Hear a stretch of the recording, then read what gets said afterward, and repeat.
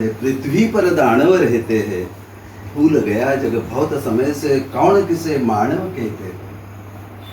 मैं देव न दानव मानव की पहचान बनूंगा, माँ मैं तो इंसान बनूंगा।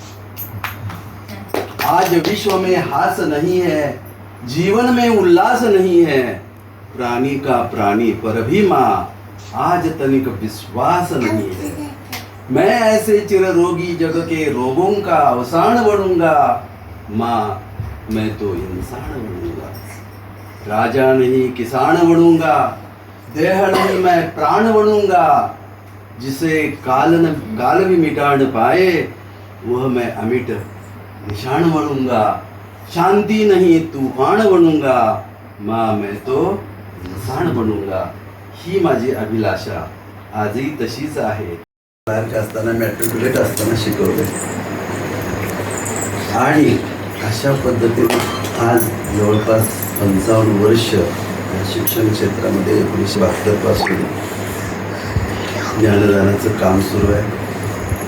मी जवळपास 39 वर्ष हे काम आपल्या संस्थेमध्ये केले. त्यापैकी 35 वर्ष क्षेत्रामध्ये माझं योगदान आहे आणि खरोखरच मी माझं स्वतःचं भाग्य समजतो. कारण का माझा म्हणजे एक कल ओढ माझी शेंद्राबद्दल जास्त असायची आणि दुसरी गोष्ट बाहेर असल्यामुळं मला सोय म्हणून पटदिशी एक 10-15 मिनिटामध्ये मला पोचता यावं सगळी कामं उरकून किंवा बाहेरचं सगळं जे व्याप माझ्या पाठीमागं शिक्षण क्षेत्रात होते. त्यामुळं आपल्याला थोडीशी सोय म्हणून माझी मागणी राहिली आणि ती संस्थेनं नेहमीच पूर्ण केली. आणि मी अगदी प्रामाणिकपणानं सांगतो, 60% मी बाहेर होतो आणि फक्त 40% शाळेत होतो.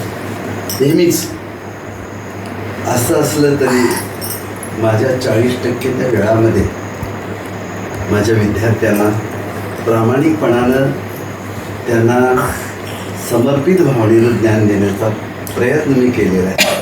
कदाचित थोडाफार हानी होऊ शकला असेल, परंतु ज्यावेळेला जिल्ह्याचं राज्याचं नेतृत्व करत असताना त्यावेळेपासून 1983 पासून मी करतो, तर थोडंसं इकडं तिकडं झालेलं आहे, होतं हे मला माहीत. परंतु एका शाळेपेक्षा संपूर्ण जिल्ह्याचं किंवा राज्यातलं विशिष्ट लोकांचं आपल्या विद्यार्थ्यांचं जर काही भवितव्य घडत असेल तर ते योग्य होतं असं मी म्हणतो. अशा पद्धतीनं मी अनुभवलं की माझे सर्व विद्यार्थी मी कडक म्हणून प्रसिद्ध होतो, धाक होता, परंतु तेवढंच त्या मुलांच्याबद्दल मला प्रेम, त्यांच्याबद्दलची आत्मीयता होती. आणि खरोखरच गरीब कुटुंबातल्या मुलांना मी व्यक्तिशः भरपूर मदत केली. कदाचित तुमच्यापैकी काही ना त्याचा अनुभव असेल.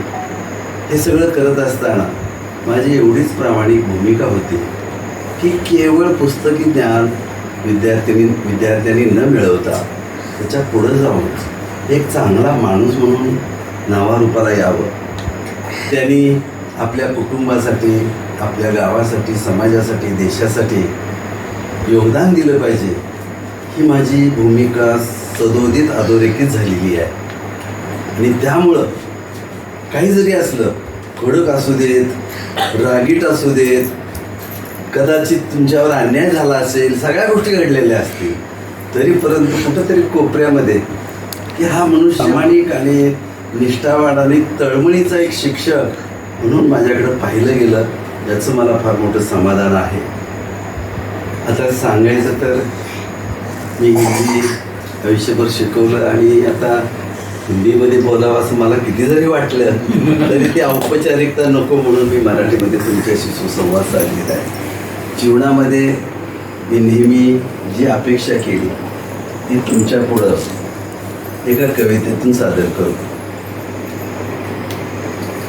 की माणसानं माणूस म्हणून जगलं पाहिजे. एवढीच माझी प्रामाणिक भूमिका पहिल्यापासून राहिली, आजही तीच आहे. त्याच्यामध्ये तसूवर सुद्धा बदल झालेला नाही. स्वर्ग लोक में देव बहुत है, पृथ्वी पर दानव रहते हैं, भूल गया जग बहुत समय से कौन किसे मानव कहते. मैं देव न दानव मानव की पहचान बनूंगा, माँ मैं तो इंसान बनले.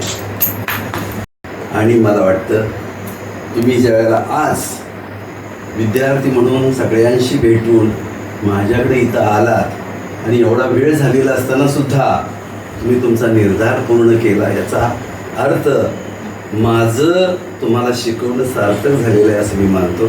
धन्यवाद.